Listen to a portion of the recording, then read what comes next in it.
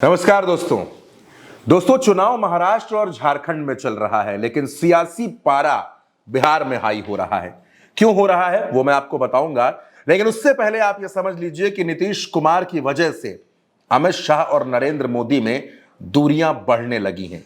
हो सकता है कि ये बात आपको हैरान करे, लेकिन यह बिल्कुल सच है। दरअसल नीतीश कुमार ने कुछ ऐसा करने का ठान लिया है जो अमित शाह को नागवार गुजर रहा है, लेकिन नरेंद्र मोदी मजबूर हैं, क्योंकि नीतीश के सहारे उनकी सत्ता चल रही है। नीतीश के सहारे वो कुर्सी पर बैठे हैं और वो नहीं चाहते कि नीतीश कुमार नाराज हो जाए। दोस्तों, ये बात बिल्कुल सच है कि 23 नवंबर के बाद एकनाथ शिंदे का रुख क्या होगा, इस बारे में हर किसी को पता है।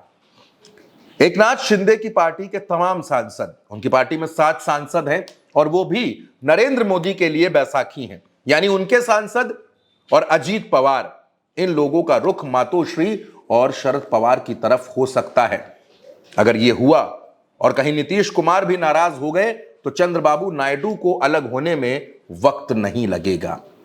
और यही वजह है कि नरेंद्र मोदी ने अब बिहार के मामले की पूरी कमान अपने हाथों में ले ली है और अमित शाह को बिहार से दूर कर दिया गया है।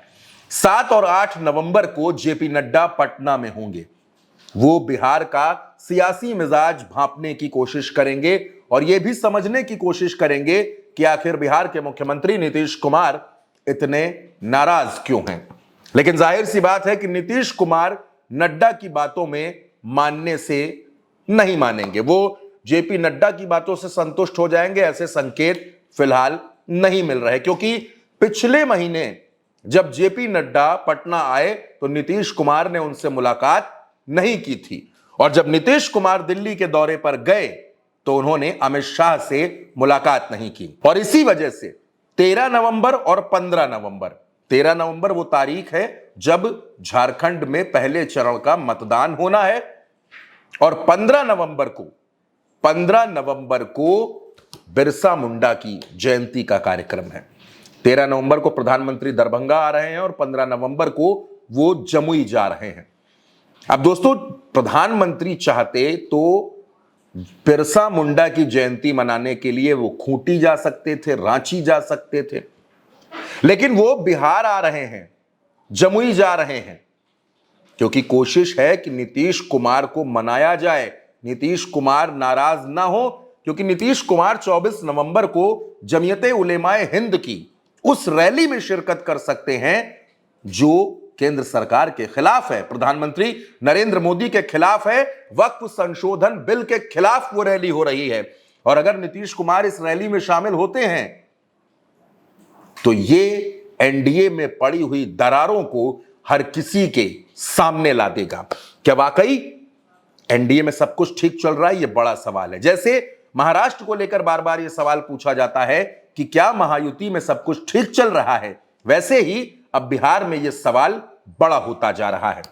नीतीश कुमार क्यों नाराज हैं? क्योंकि गिरिराज सिंह ने हिंदू स्वाभिमान यात्रा निकाली, क्योंकि बीजेपी के विधायक हरिभूषण ठाकुर बचौल ने सीमांचल को केंद्र शासित प्रदेश बनाने की मांग कर दी, क्योंकि अररिया के सांसद प्रदीप सिंह ने मुस्लिमों के खिलाफ एक बयान दिया, क्योंकि बिहार को विशेष राज्य का दर्जा नहीं मिला, क्योंकि नीतीश कुमार 2 डिप्टी सीएम नहीं चाहते।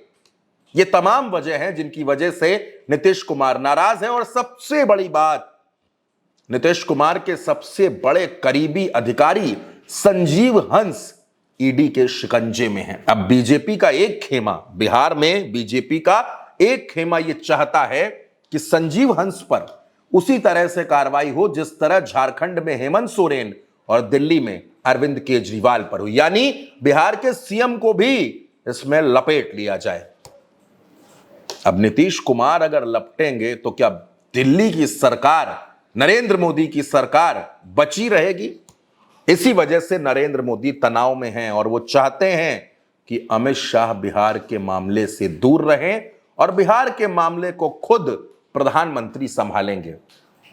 अब दोस्तों, ये तो नीतीश कुमार हैं, अगर वो दाएं जाने की बात करें तो जाहिर सी बात है कि वो बाएं जाएंगे। अगर नीतीश कुमार कहें कि वो दिल्ली जा रहे हैं तो आप मान लीजिए कि वो मुंबई की फ्लाइट पकड़ेंगे। यानी कि नीतीश कुमार क्या कहते हैं, क्या करते हैं, क्या सोचते हैं और क्या दिखाते हैं, इन सारी बातों में जो फर्क है उस फर्क को सिर्फ और सिर्फ नीतीश कुमार समझते हैं। अब प्रधानमंत्री नरेंद्र मोदी नीतीश कुमार को कितना मना पाएंगे और कब तक अपने साथ जोड़कर रख पाएंगे, ये भी एक बड़ा सवाल है।